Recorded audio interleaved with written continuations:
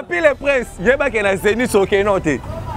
On a bien administration, papi le prince a Kei.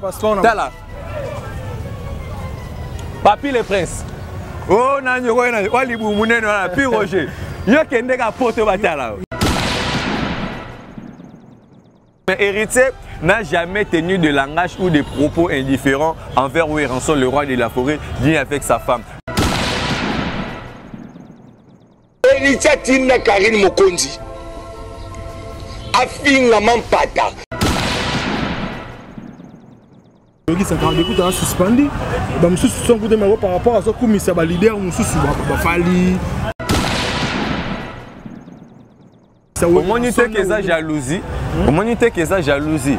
Sankara d'écoute, c'est pas aujourd'hui que Sankara d'écoute na kata wenge musique à maison mère parle de son ami Fali Poupa.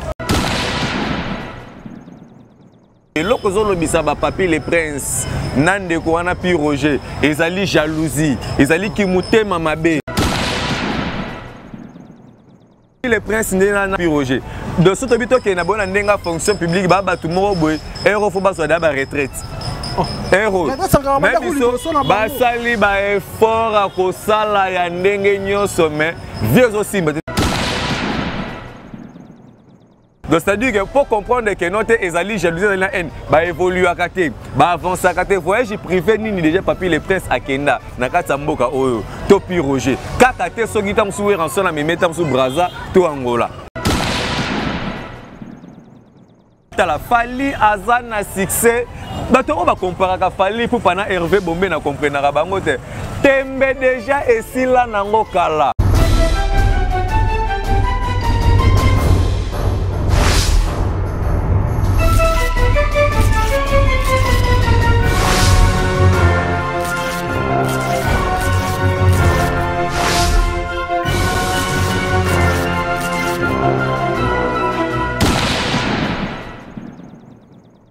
Internautes, bonjour, bonsoir, ça dépend là où vous nous suivez. C'est toujours Dieu le matin, R9 de la presse. Ça va la clé comme actualité oblige. Donc, actualité toujours. On est là aujourd'hui, on reçoit encore pour vous une fois de plus René Abiri. Sur l'année actualité de l'air, ma maison qui n'est pas que nous tout boyebi Sankara de Kunta, Azabel et bien la maison mais vrai ou faux, Azas suspendu vrai ou faux. Parce que c'est ça toujours. Mais tout ça peut en René Abiri n'a évité. Maman au côté en ouest que René Abiri a appuyé Sankara à sa contre. Parce que tout le monde est dans la musique mais comme une idée qu'un système puis Roger va zapper dans mon labango, Sankara de Kunta pas si quant à moi, je tiens à remercier d'abord toute l'équipe technique.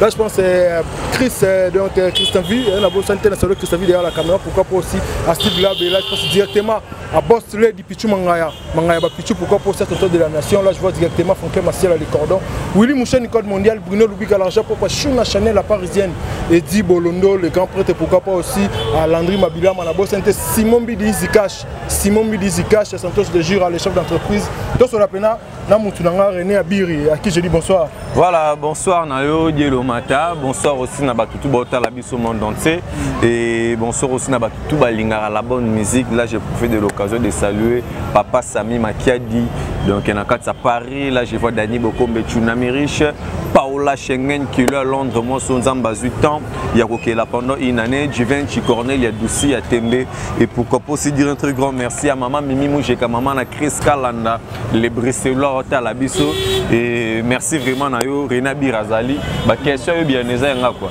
Ouais Abiri, toi quand vraiment l'actualité de l'air en est le bordon, l'actualité oblige René Abiri, lelo wenge musique à maison mais il pose nos amoutons dans la peine de l'état analyse na yo musique à maison mais Sankara de Kunta malgré tout l'être tout le monde est monté officiellement mais tu dis Sankara de Kunta a suspendu bah monsieur son coup de main par rapport à ce coup mais ça va leader monsieur va Fali Fali entre autres va Fali va hériter à coup mais ça au monité que ça jalousie au monité que ça jalousie Sankara de Kunta c'est pas aujourd'hui que Sankara de Kunta na kata wenge musique à maison mère parle de son ami Fali Poupa.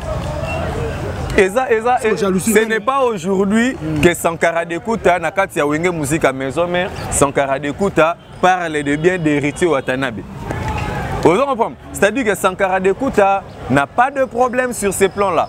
Osons reprendre, Sankara de Kunta, c'est un professionnel des médias. Aza Moutou a une idéologie, une indroussa avec un pacte d'idéologie. Et lorsque on a papi les princes, nande ko wana pi Roger ezali jalousie ezali ki mutema mabe na bien ba moi papi le prince na pi Roger de soto bito ke na bona ndenga fonction publique ba ba tout mo boy ero fo ba so da ba retraite héros même biso basali ba effort à kosala ya ndenge nyonso mais vieux aussi mais taka mutu to ala pembeni ya Weranson vimba la moko taka ba trésor lumière ba yena ba sima ba kuti ba trésor lumière akuti papi le prince na kata wenge musique maison mère ozo pas akuti ba pi Roger wana mais talaka yo moko avec impact na idéologie pour comprendre que papa n'a pas là. Donc c'est-à-dire que pour comprendre que notre ezali jalousie de la haine, bah évolue à côté, bah avance à côté. Voyage privé ni déjà papi le prince à Kenda, na kata mboka oyo, topi Roger. Kaka te so gitam sou Weranson na me metam sou Brazza,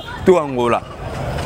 Ozo comprendre. C'est-à-dire que boza pemenya ya Weranson, mais boza flou bozo ye baté au bozaleli. C'est-à-dire que bino lokola bomoni que note il vous faut beau protéger Hervé Bombé. Il y a problème te Hervé Bombé. Obino bozo kumisa obino bozo landa soki ya solo papi le prince na pi Roger barozala sincère bakoloba ke héritier oui ce n'est pas héritier n'est pas la première personne ya kolongwa na kata wenge musique à maison mère ya ke esa la ba clash esa la ke soki parce que séparation te peut ça passe mais héritier n'a jamais tenu de langage ou de propos indifférents envers Weranson le roi de la forêt dit avec sa femme mais lelo au tala héritier wana kaka Ayeko se fait, azo se fait réparer. Akenanda kwa Weranson, kotiki la Weranson CD. Matanga tomona ba image, héritier kenda na matanga. Na niveau ya Gombe. Ezali na photo moko il y a une vidéo récemment là au moins na Sylvie Mampata bazo kanga suki héritier Watanabe, il est là à son côté comme son fils. C'est ça l'amour, c'est ça l'humilité, c'est ça l'amour, c'est ça ezali ba manière ba thématique il y a comment pour se faire excuser. Mais oyo na lobi oyo vraiment ba sali là papa clip ya logo là ozui mutakala ya papa obimisi yango libanda.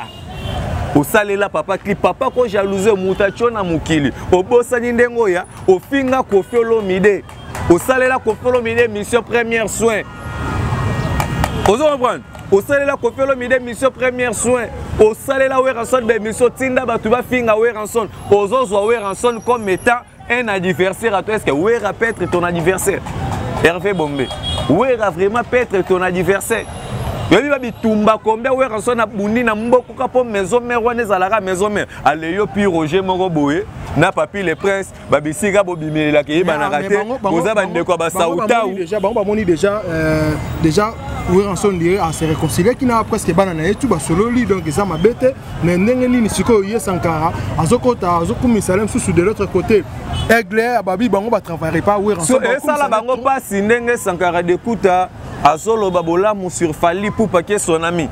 Et ça la bango passe dans mon thème. Donc Sankara d'écouta donc Adostadi n'a pas le droit de se faire plaisir comme il veut. Et babi sera le qui faut le belamamba. Wenge plus wenge les attaques le belamamba. Mais na bien Sankara d'écouta a sa vie privée. Sankara d'écouta en dehors d'être porte-parole, Azali un artiste et musicien. Il doit entretenir de très bonnes relations envers les autres. Bangonde bazana. Pi Roger, papi le prince, répétition nani musuba ki na mboko à part il y a les big boss Weranson le roi de la forêt. Ils ne savent pas comment négocier, ils ne savent pas comment arranger. Alors voilà pourquoi héritier Watanabe la cause à nostra la pulga motona tembe l'homme de mi-ange mi-démon. Aujourd'hui là nous sommes fiers. Il y a au moins na Weranson koya na niveau ya showbiz et donc bientôt là le 27 si je ne me trompe pas Weranson sera au rendez-vous na public na niveau Zénith de Paris. Fabricas maestro Rosalawana au moins maman milliardaire la Rosalawana héritier Watanabe la cause à nostra à Rosalawana veut dire que ça va bouger la planète et go pesa marambu ne biso de fois. Mais ce que yo le roi na monde déjà na nenga li solo yo za penda pour Sankara na ndenga le galobila ga mo fali pour mais Sankara d'écoute n'a pas de problème. Mais le bien bon yo rozama vie à Sankara vraiment na vie à papi le prince. Sankara za pas trop papi le prince à quoi engager papi le prince le rôle à se rouler la raika. Na so biso vérité. Siko yo ça que zoko ta pas. Non bien ceux qui vont voyager raté. Pire Jean le bien. Et ça faut Sankara té. Et ça la makamut. Sankara d'écoute comme si na niveau a bloqué bango na ba WhatsApp. Et bango Sankara masa na bango pa ketika bango ba ami na WhatsApp. si basolaka na Sankara d'écoute ezaka wenge ka ndemu te sangisi bango mais na ndenge ma ya ngrusa mutu loka pi Roger papi les presse na ndenga te ndoto bakolala ma balota ke no te basolaka na Sankara ezaka ke wenge ka ndezalaka wenge sangisi to kutanika to sangani par rapport à faire play ba solution lui kolobate ke Sankara za masana yo et puis pi Roger n'est pas de même azala niveau moko te na Sankara d'écoute et puis Dédé il faut yeba que non musique ya lelo et senga il faut ba beta ba musique intelligente ba to batanga ba musicien belé ba yebi koloba na noté ba yebi pe ko koma pété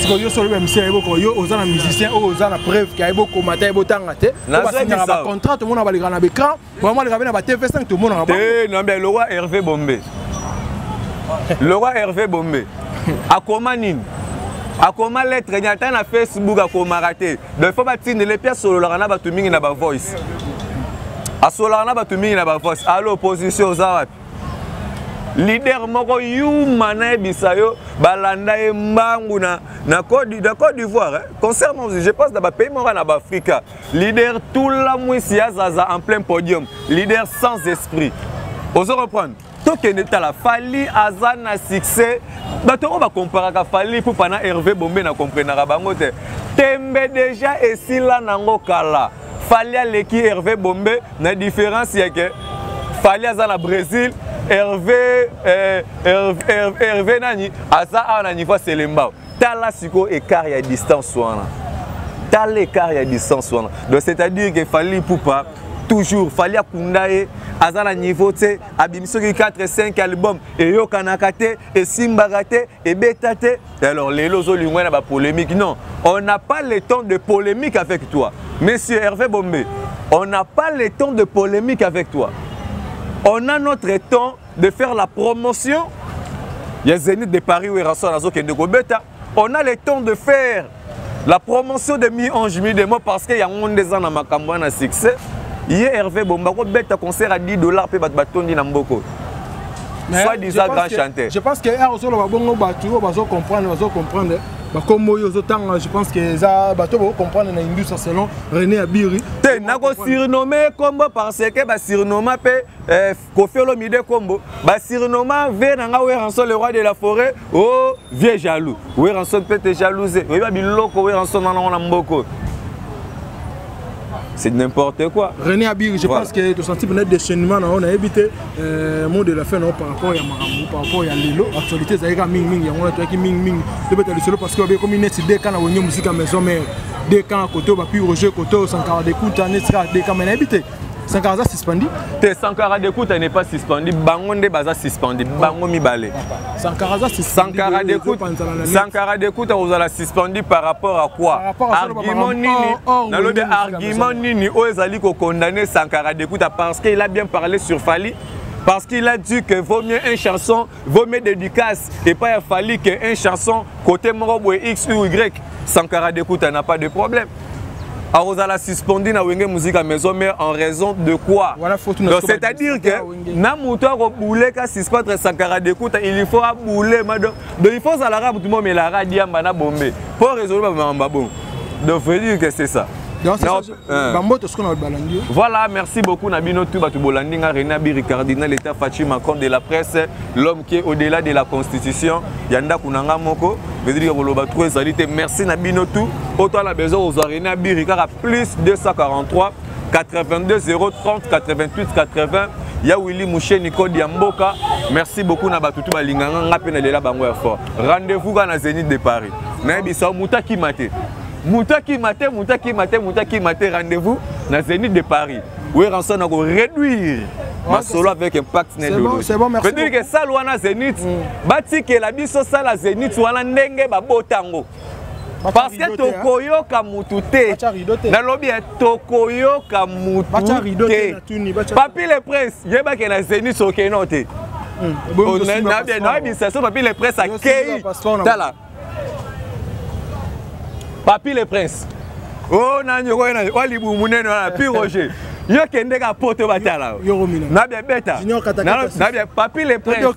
Na pi Roger. So ki ga ba ke poto. Ba beta ka gazon. Na biso jour wana. Towe basiko maramba ondenge zala.